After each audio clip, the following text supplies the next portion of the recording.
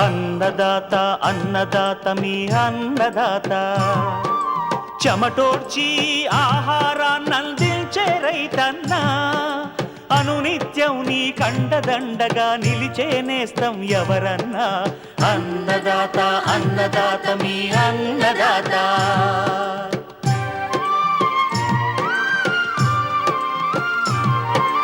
నూతన రీతుల సాగుబడికి నూరింతలు పెరిగే దిగుబడికి సూచనలిచ్చే సస్య రక్షణకు పశు పోషణకి శాస్త్ర విజ్ఞానం అందించి ముందుకు నడిపే తెలుగు రైతు భారతదేశానికి మకుటం అయ్యేలా తీర్చిదిద్దే ఆశయంతో మిమ్ము మేలు కొలిపేది అన్నదాత అన్నదాత అన్నదాత మీ అన్నదాత అన్నదాత అన్నదాత మీ అన్నదాత.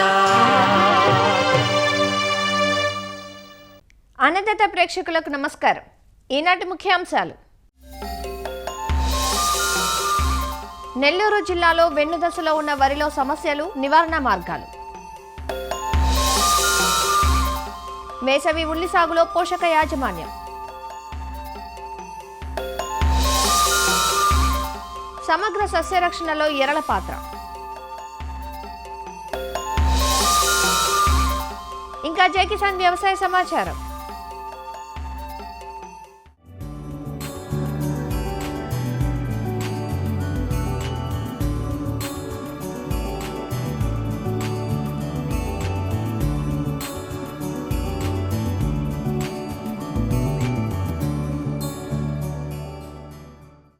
ప్రత్యేక వ్యవసాయ సీజన్ గల నెల్లూరు జిల్లాలో రబీ వరి పైరు ప్రస్తుతం పొట్టదశ నుంచి వెన్నువేసే దశలో ఉంది.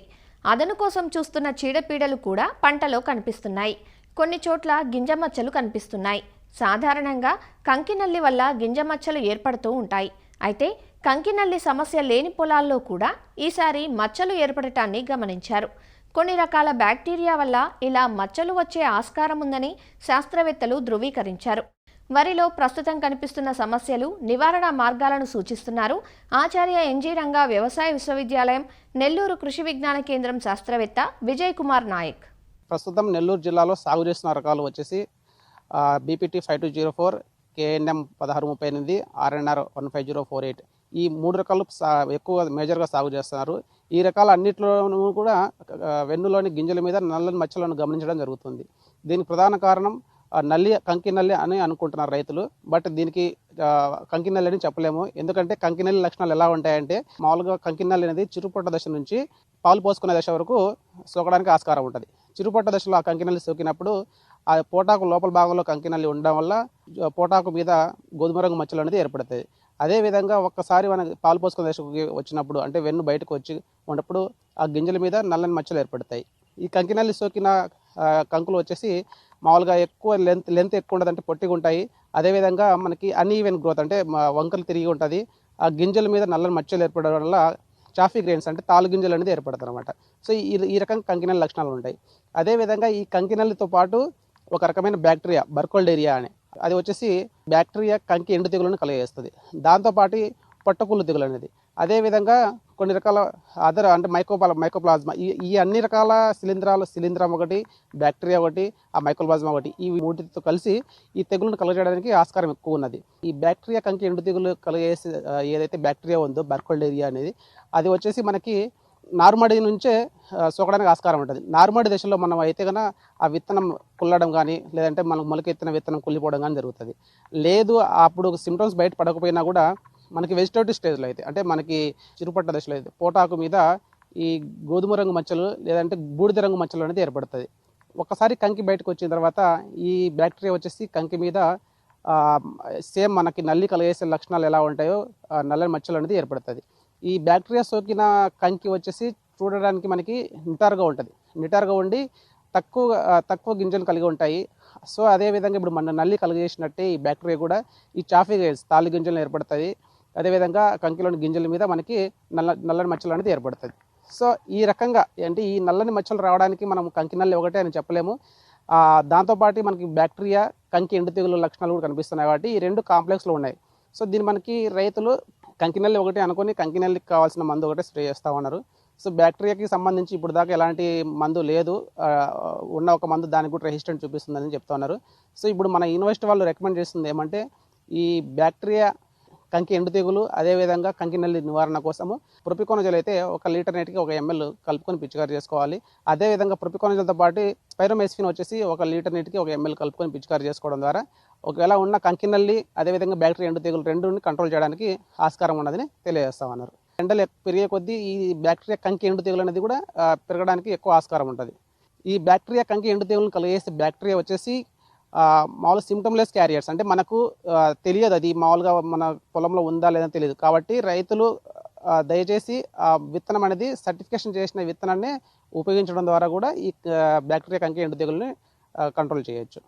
ప్రస్తుతం మన నెల్లూరు జిల్లాలో ఎక్కువగా సుడిదోమ ఉన్నది కాకుండా ఈ కంకినల్లి నివారణ కోసము ప్రొఫెనోఫాస్ యూజ్ చేస్తున్నారు. ప్రొఫెనోఫాస్ యూజ్ చేసినప్పుడు మనకి దోమ పెరిగే ఆస్కారం ఎక్కువ ఉంటుంది. కాబట్టి ప్రొఫెనోఫాస్ స్ప్రే చేయకుండా ఇప్పుడు ఇందాక మీకు తెలిపిన ప్రొపికోనజోల్ దాంతోపాటు స్పైరోమెస్ఫిన్, ఈ కంకినల్లి నివారణకు స్పైరోమెస్ఫిన్ బాగానే పనిచేస్తుంది. కాబట్టి ఈ 2 కెమికల్ని పిచికారీ చేసుకొని కంకినల్లిని కంట్రోల్ చేయొచ్చు, అదేవిధంగా బ్యాక్టీరియా కంకి ఎండు తెగులను కంట్రోల్ చేయొచ్చు. సో ప్రొఫెనోఫాస్ ఎట్టి పరిస్థితులను రైతులు పిచికారీ చేయకండి. చేస్తే మాత్రం సుడిదోమ తీవ్రత పెరిగే ఆస్కారం ఎక్కువ ఉంటుంది.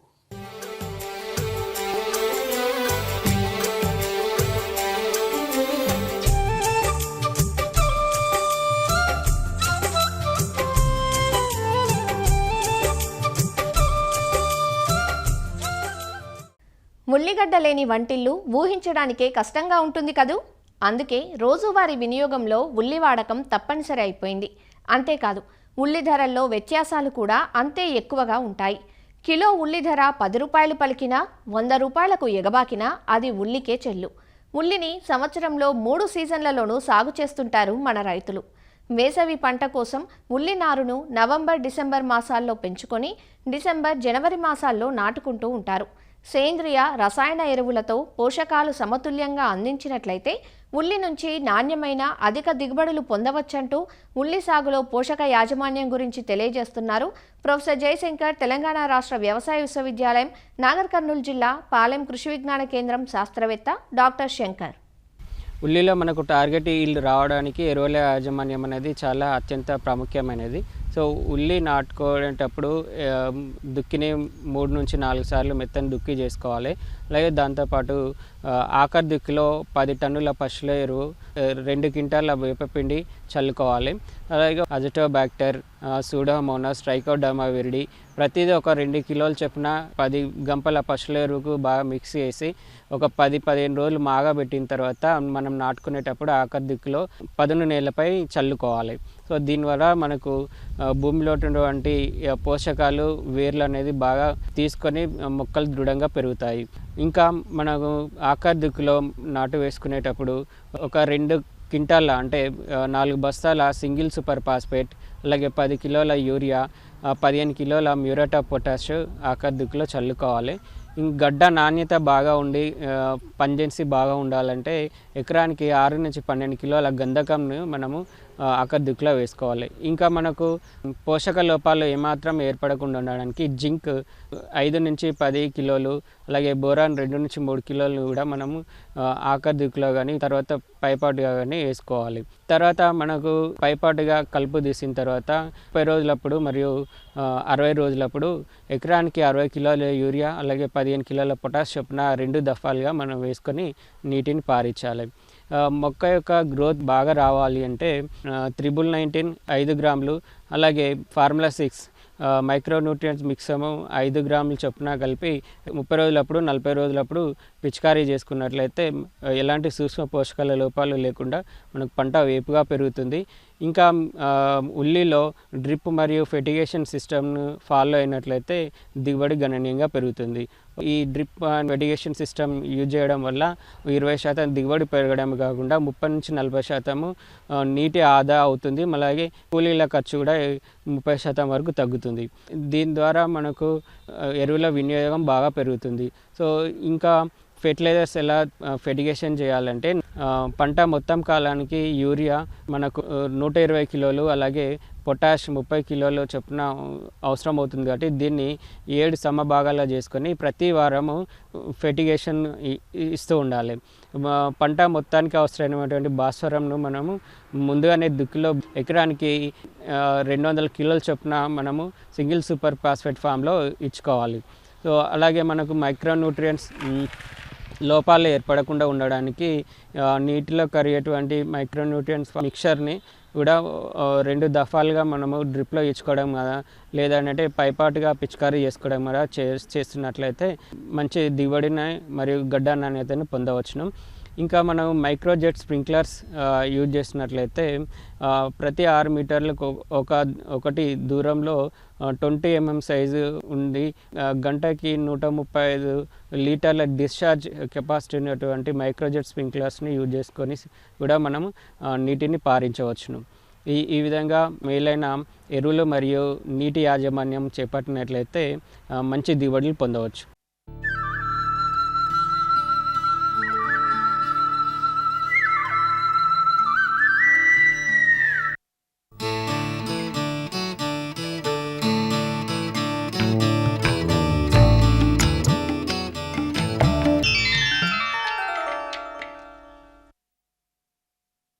విచక్షణ రహిత రసాయనాల వినియోగంతో పర్యావరణం కలుషితమవుతోంది. అంతేకాదు ఖర్చులు పెరిగి సేద్యం శాపంగా మారుతోంది. పురుగు ఆశించిన ప్రతిసారి మందులు కొట్టుకుంటూ పోతే సాగు వ్యయంతో పాటు ప్రకృతి సమతుల్యత, జీవ వైవిధ్యం దెబ్బతింటోంది. పంటలకు మేలు చేసే మిత్రపురుగులు నశించిపోతున్నాయి. పండించిన ఉత్పత్తుల్లోనూ పురుగు మందుల అవశేషాలు మిగిలిపోయి మానవాళి ఆరోగ్యానికి తూట్లు పొడుస్తున్నాయి. ఇలాంటి సమయంలో సమగ్ర విధానాలపై రైతులు దృష్టి సారిస్తే సాగు ఖర్చులు చాలా వరకు తగ్గించుకోవచ్చు, ఆరోగ్యకరమైన పంటలను పొందవచ్చు. అందుకు ఉపకరించేవి పర్యావరణ రహితమైన సమగ్ర సస్యరక్షణ పద్ధతులు. సమగ్ర సస్యరక్షణలో ఎరల పాత్ర ప్రముఖమైనది. వివిధ పంటలను ఆశించే పురుగులకు ఎలాంటి ఎరలను వాడుకోవచ్చో ఇప్పుడు చూద్దాం. సాగు చక్రంలో రైతుకు ఏదో ఒక సమస్య ఎదురవుతూనే ఉంటుంది. ఒకసారి ప్రకృతి నిరాకరిస్తే మరొకసారి తెగుళ్లు ఎదురుదాడి చేస్తాయి. ప్రకృతిని ఆపలేకపోయినా పంటలను ఆశించే చీడపీడలను నివారించటం మన చేతుల్లోనే ఉంది.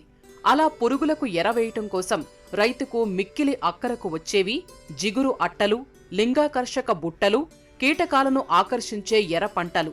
పంట చేలను పురుగులు తినేశాక మందులు వాడటం కన్నా పురుగు పుట్టకముందే నిరోధక చర్యలు చేపట్టడం ఎంతో మేలు చేస్తుంది కదా. ముందుగా లింగాకర్షక బుట్టలు ఎలా పనిచేస్తాయో చూద్దాం. లింగాకర్షక బుట్టలు కీటక నియంత్రణలో కీలక పాత్ర పోషిస్తాయి. వీటిని ఫెరమోన్ ట్రాప్స్ అంటారు. వీటితో ముఖ్యంగా మగ పురుగులను ఆకర్షించటం ద్వారా సంతతి వృద్ధిని అరికట్టవచ్చు. ఈ బుట్టలను ప్రధానంగా శనగపచ్చ పురుగు, పొగాకు లద్దె పురుగు, గులాబీ రంగు, ఆకుముడత పురుగులు, ఆకు తినే పురుగులు, కత్తెర పురుగులు, కాయతొలుచు పురుగులకు సమర్థవంతంగా ఉపయోగించవచ్చు. వేసవిలో భూమిలో దాగి ఉండే కీటకాలు 4 దశల్లో పెరిగి పంటలకు తీవ్ర నష్టం కలిగిస్తాయి. కోసస్థ దశలో ఉండే ఇవి వర్షం కురిసినప్పుడు రెక్కల పురుగుగా వెలుపలికి వచ్చి ఆకుల క్రింది భాగంలో గ్రుడ్లు పెడతాయి. ఒక్కో పురుగు 1000 నుంచి 2000 వరకు గ్రుడ్లు పెట్టి బూజులాంటి పదార్థంతో కప్పి ఉంచుతాయి. ఇవి 3 నుంచి 4 రోజుల్లో పిల్ల పురుగులుగా మారి పైరును తినేస్తాయి. పగటి వేళల్లో భూమిలో దాగి రాత్రిళ్ళు మొక్కలను మోళ్లుగా మార్చేస్తాయి. ఒక ఆకును తినే పురుగు చివరి దశలో 25 ఆకులను తినడమే కాక పూత, పిందెలను తిని మొక్కను మోడుగా చేస్తుంది. పురుగు 3, 4 దశలకు చేరిందంటే నివారణ సఖ్యం కాదు. కాబట్టి ప్రాథమిక దశలోనే లింగాకర్షక బుట్టలు ఏర్పాటు చేస్తే పంట నష్టాన్ని నివారించటమే కాక ఖర్చును తగ్గించుకోవచ్చు. పంట కన్నా 1 అడుగు ఎత్తులో లింగాకర్షక బుట్టలను అమర్చుకోవాలి. ఎకరాకు 5 నుంచి 8 లింగాకర్షక బుట్టలు అవసరమవుతాయి. ఒక్కో లింగాకర్షక బుట్టపై రైతు పెట్టే ఖర్చు కేవలం 40 రూపాయలే. ఒకసారి పురుగు బుట్టలోకి చేరిందంటే అది చనిపోయిందన్నమాటే.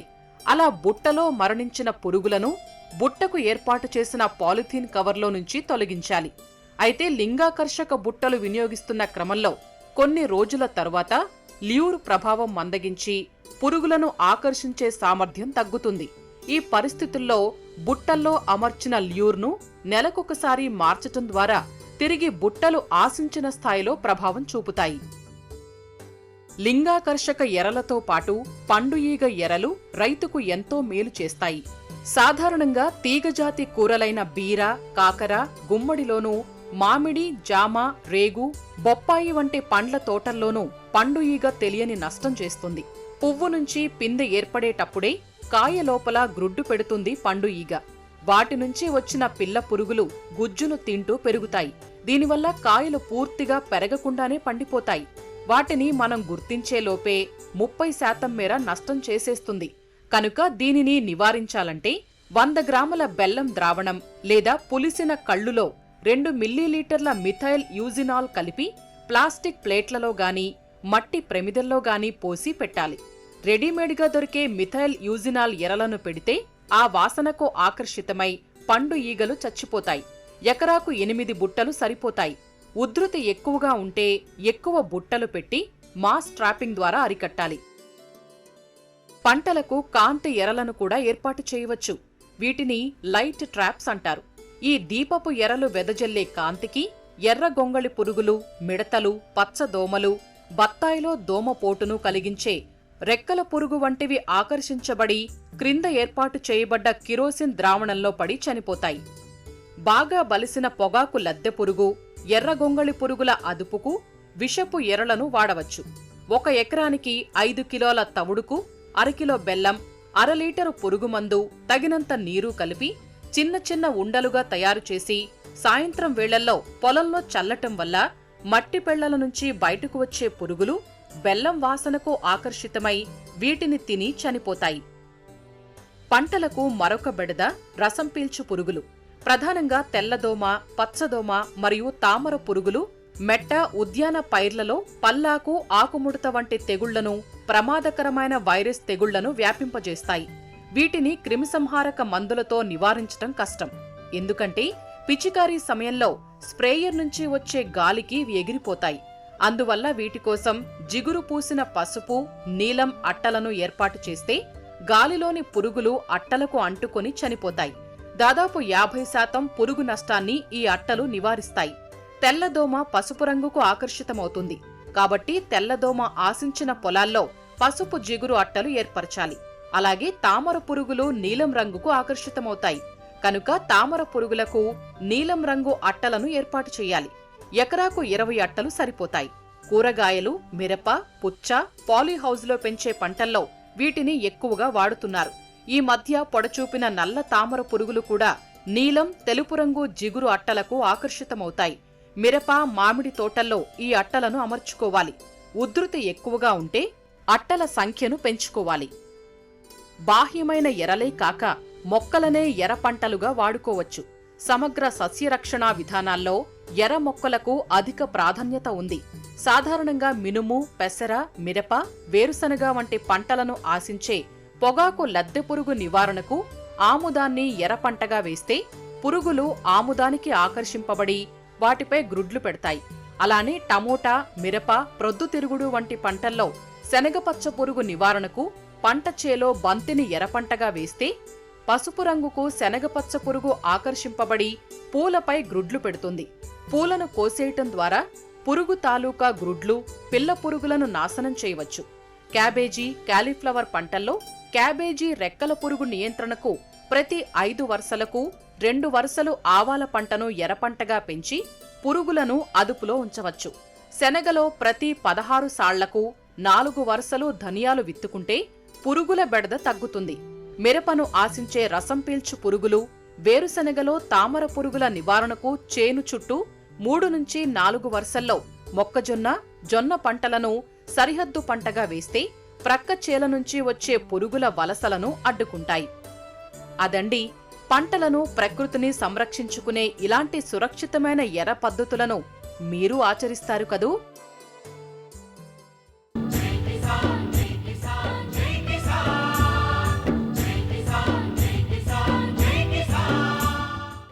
వ్యవసాయ సమాచారం ఇప్పుడు జై కిసాన్లో చూద్దాం. పశుజాతుల అభివృద్ధి విధానాలు క్రమంగా ఆధునికతను సంతరించుకుంటున్నాయి. సనాతన పద్ధతుల స్థానంలో నూతన ప్రక్రియలు ప్రముఖ పాత్ర వహిస్తున్నాయి. ఇందులో భాగంగా అందుబాటులోకి వచ్చిన టెక్నాలజీని అందిపుచ్చుకుని ఆధునిక విధానాలను అమలు చేస్తున్నారు పశుగణాభివృద్ధి సంస్థ నిపుణులు. ఇందులో భాగంగా విజయనగరం జిల్లాలోని పశుగణాభివృద్ధి సంస్థ అధికారులు తాజాగా పిండ మార్పిడి విధానం IVF-ET ద్వారా కపిల ఆవులో పొంగనూరు పిండాన్ని ప్రవేశపెట్టారు. ప్రస్తుతం అమల్లో ఉన్న కృత్రిమ గర్భధారణ విధానంతో మేలుజాతుల అభివృద్ధి ఆలస్యమవుతోంది. అంతేకాదు మేలుజాతుల లక్షణాలు 100% ఎన్నో తరాలకు గానీ సంక్రమించడం లేదు. అయితే కొత్తగా వచ్చిన పిండ మార్పిడి విధానం ద్వారా పశుజాతిని త్వరితంగా అభివృద్ధి చేయొచ్చని పశువైద్యులు సూచిస్తున్నారు. ఈ టెక్నాలజీ ద్వారా ఎంపిక చేసిన పాడి పశువును నెల రోజుల పాటు స్వయంగా పర్యవేక్షిస్తారు. వాటి ఆరోగ్య పరిస్థితి అన్ని విధాలుగా మెరుగ్గా ఉందని భావిస్తే యథ సమయం నుంచి 7 రోజులలోపు పిండాన్ని ప్రవేశపెడతామని తెలియజేస్తున్నారు. కేంద్ర రాష్ట్ర ప్రభుత్వ సహకారంతో IVF ఎంబ్రియో ట్రాన్స్ఫర్ టెక్నాలజీ ద్వారా పొంగనూరు పిండాన్ని ట్రాన్స్ఫర్ చేశామండి. ఆవులో చింతలదేవి నెల్లూరులో NKBC అంటే నేషనల్ కామధేను బ్రీడింగ్ సెంటర్ అనే ఫామ్లో పిండాన్ని ఎలా ఆవులో ప్రవేశపెట్టాలి అనే దాని మీద మాకు అక్కడ ట్రైనింగ్ ఇప్పించారు. ఈ యానిమల్ని ఈ నెల 3వ తారీఖు నుంచి కూడా ట్రాక్లో పెట్టుకున్నాము. ఫస్ట్ ఎద వచ్చేటప్పుడు చూసుకున్నాము, ఎదగా బాగానే ఉంది. ఆ తర్వాత సెకండ్ హీట్లో కూడా చూసాం, బాగానే ఉంది. మనకి పిండం తయారు చేసి వాళ్ళు 7 రోజులు ల్యాబ్లో పెంచి లిక్విడ్ నైట్రోజన్ క్యాన్లో మనకి ఎన్నాళ్ళని దాయవచ్చు. ఆ పిండాన్ని కొన్ని సంవత్సరాల పాటు దాయొచ్చు. ఎదకొచ్చి 7వ రోజు కాబట్టి ఆ పిండాన్ని మనం డైరెక్ట్గా గర్భంలో ఈరోజు ప్రవేశపెట్టాం. పొంగనూరు అనేది ఇది కానీ సక్సెస్ అయితే అది చాలా ఆనందంగా ఉంటుంది మాకు కూడా. ఈ IVF-ET అనేది ఏంటంటే, ET అంటే ఏంటి, ఎంబ్రియో ట్రాన్స్ఫర్ టెక్నాలజీ. అంటే మామూలుగా సాధారణమైన మన కృత్రిమ గర్భధారణ ద్వారా చేసే ఇంజెక్షన్స్ వల్ల ప్యూర్ జెనెటిక్ బ్రీడ్ అనేది రావాలంటే కనీసం 3 తరాలు వెయిట్ చేయాలి, 12 సంవత్సరాలు వెయిట్ చేయాలి. ఎలాగంటే ఇప్పుడు మనం ఒక నాటావు తీసుకున్నాం, ఒక మంచి మనకి ఒక పొంగనూరు జాతి ఆబోతు తాలూకా వీర్యం మనం కృత్రిమ గర్భధారణ ద్వారా చేసామనుకోండి, మనకి ఆబోతు తాలూకా 50% జీన్స్, ఈ నాటావులో ఉన్న 50% జీన్స్ వస్తాయి. సో ఈ నాటావులు అనేది మనకి అంత జీన్స్ ఉండవు కాబట్టి ఓన్లీ 50% జీన్స్ అనేవి పొంగనూరువి వస్తాయి. 100% అనేవి రావు.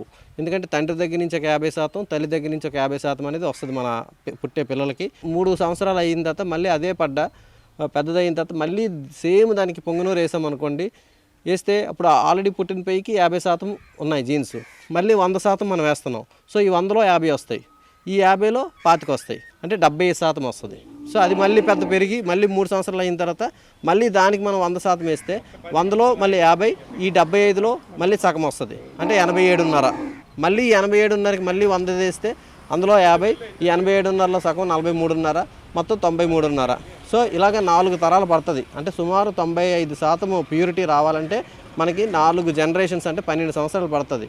కానీ దాన్ని ఇప్పుడు అధిగమించి ఒక్క తరంలోనే 3 సంవత్సరాల్లో మనం అనుకుంటున్న పొంగనూరు 100% ప్యూర్ జెనెటిక్ రావాలంటే ఓన్లీ ఈ IVF-ET ట్రాన్స్ఫర్ ద్వారా అవుతుందని గవర్నమెంట్ ఇప్పుడు హైయెస్ట్ టెక్నాలజీ అండి ఇది. రైతాంగం నుంచి మాకు వచ్చిన కంప్లైంట్, సార్ మా పాడి పశువి ఎదకొస్తుంది బట్ ఇంజెక్షన్ చేపిస్తున్నాము, చూడి కట్టడం లేదు అని రైతు విసిగిపోయే పరిస్థితులు కూడా కొన్ని సందర్భాల్లో మేము చూసాము. అలాంటి వాళ్ళకి అంటే ఇది అద్దె గర్భంలో పిండాన్ని పెడతామన్నమాట. సో చూడి కట్టాల్సిన అవసరం లేదు. ఆల్రెడీ పిండం మనం తయారైనటువంటి పిండము, ఆ పిండాన్ని తీసుకొచ్చి పాడి పశువు రెగ్యులర్గా ఎదకొస్తే సరిపోతుంది. ఎద పూర్తయిన తర్వాత 7వ రోజున మనం 7 రోజుల వయసు ఉన్నటువంటి పిండాన్ని ఆ గర్భాశయంలో ప్రవేశపెట్టడం జరుగుతుంది. ముఖ్యంగా దీనివల్ల ఏంటంటే స్వచ్ఛమైనటువంటి పొంగనూరు జాతి కావాలంటే మన పాడి పశువుల నుంచి వరుసగా 7-8 తరాల వరకు మనం ప్రయత్నం చేస్తే తప్పితే మనకు ప్యూర్ అనేది రాదు. బట్ ఇక్కడ ఒక్కసారి ఒకే ట్రిప్తో మనం ప్యూర్ పొంగనూరు జాతి దూడని మనం పొందే అవకాశం ఉంది. జిల్లాలోని జామి మండలం ఆలమండ గ్రామానికి చెందిన ఔత్సాహిక పాడి రైతు వెంకట్రావుకి చెందిన కపిల ఆవులో అధికారులు పిండ మార్పిడి విధానాన్ని ఆచరించారు. ఆవు గర్భంలో పొంగనూరు పిండాన్ని ప్రవేశపెట్టారని, ఆవు ఆరోగ్యంగానే ఉందని రైతు చెబుతున్నాడు. ఈ ఆవు ఫస్ట్ ఇక్కడ మా గ్రామం తీసుకొచ్చాడు, అలమండ. తీసుకొచ్చేటప్పుడు ఏమంటే డాక్టర్ గారు సాగివాలు ఇంజెక్షన్ చేద్దామండి అని దీనికి సాగివాలు ఇంజెక్షన్ చేశారు సార్. అంటే పాలు ఎక్కువ ఇస్తుంది, ఆడపిల్ల పుడతాయి అన్నారు. సరే చెయ్యండి సార్ అన్నాను. సాగివాలు తీరమో చూస్తే అది దూడ పుట్టింది. అంచేత ఈసారి ఏమైందంటే కొత్త టెక్నాలజీ వచ్చింది, అంచేత అలా పెడదామన్నారు. అయితే నేను అడిగారు, నా ఒపీనియన్ అడిగారు, మీకు సాగివాలు కావాలా, గిరి కావాలా, పొంగనూరు కావాలన్నారు. అయితే నాకు పొంగునూరు కావాలని అన్నాను. పొంగునూరే చేద్దాము, దీనికి పిండం పెడదాము అని అన్నారు. నెల రోజుల నుంచి ఆవుకి ట్రీట్మెంట్ చేశారు, దీనికి పిండం పెట్టారనమాట, ఈ పొంగునూరు పిండం.